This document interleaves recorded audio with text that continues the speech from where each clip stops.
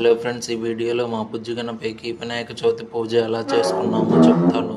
ముందుగా నేనైతే ఇంటి నుండి బయలుదేరి పొలాల సైడ్ వెళ్ళి మెత్తగా ఉండే మట్టిని చూసి ఒక కవర్లో తీసుకొని వచ్చాను.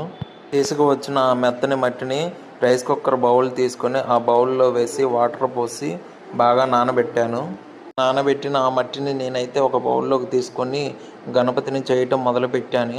చూడండి మా గణేశుడు ఎలా ఉన్నాడు. మా బుజ్జి గణపయ్య బాగా రెడీ అయ్యాడు. చాలా బాగుంది కదా. మీరు కూడా కామెంట్ చేయండి మా గణపయ్య ఎలా ఉన్నాడో. చతుర్థి రోజు నేనైతే ఎర్లీ మార్నింగ్ లేవగానే ఒక సంచిని తీసుకొని పత్రిక అయితే బయలుదేరాను పొలాల సైడు.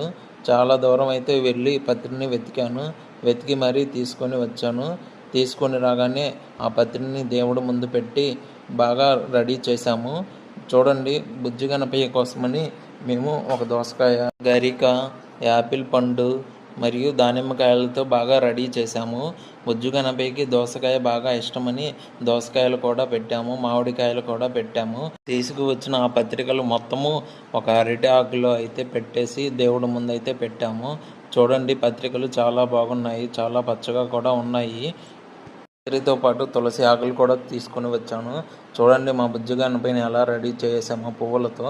చాలా బాగున్నాడు కదా. మీరు కూడా కామెంట్ చేయండి మా బుజ్జి గణపయ్య ఎలా ఉన్నాడు.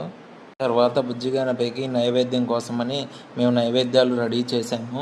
పులిహోర మరియు చక్కెర పొంగలి అయితే రెడీ చేసాము. బాగా గణపయ్య కోసం కుడుములు కూడా చేసాము. ఆ చేసిన ప్రసాదమును బౌల్లోకి తీసుకొని పులిహోర ఒక బౌల్లో, చక్కెర పొంగలి ఇంకో బౌల్లో పెట్టేసి బుజ్జి గణపయ్య ముందైతే పెట్టాము.